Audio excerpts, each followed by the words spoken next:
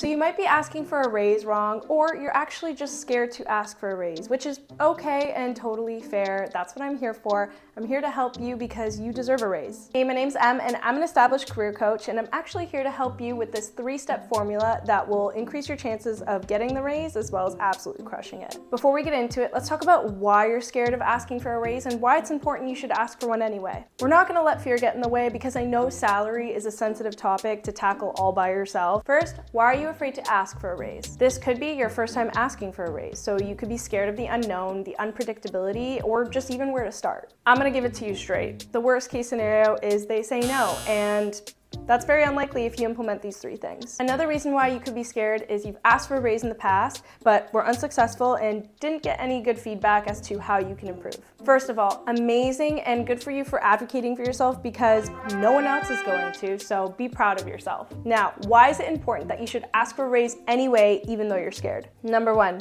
you are your only advocate, so you need to be your biggest advocate. Number 2 is that your work adds value, and that value should be returned to you and be reciprocated, whether you exceeded expectations or took on new responsibilities this year. And 3, I'm just gonna say it, your manager's expecting you to ask for a raise, you should not expect your manager to offer one. Now let's get into it. So number 1, you're gonna write down why you deserve a raise. Notice that I did not say want a raise. There's a reason for this. You do deserve the raise. You just need to break it down into the why and why it's going to benefit your manager in the long term. The best way to break down your accomplishments is by time, because that way your manager will be able to see your growth, whether it was in the last year, in the last 6 months, or in the last 30 days. Tip number 2, know how much money to ask for. The first thing you're going to do is do some research on your competitive salary right now, because it's likely you haven't done the research since you applied for the role. Based on this, use your research as well as your current salary to come up with a good baseline, as well as understanding what the average percent of a raise would be.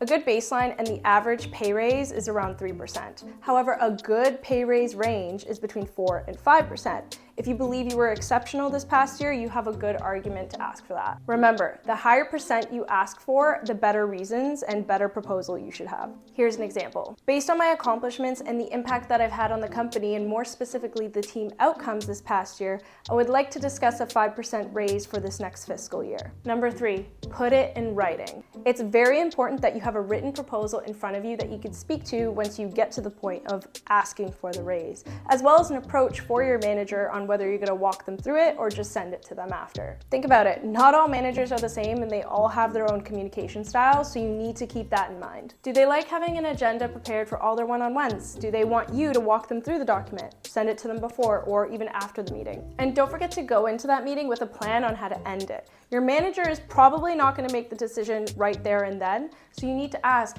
hey, when would be a great time to follow up on this proposal and give you enough time to review it so that we can chat more on it. Okay, now that you've actually asked for the raise, here's how to proceed once you've received an answer, whether it's yes or no. If they said no, do not worry. I'd like to think that it's never a no, it's just a not yet. It just means that they need more from you or need specific things, so you need to make sure that you ask your manager for the right feedback. What are 3 or 4 things that you could work on specifically to get that specific number or percentage that you're looking for?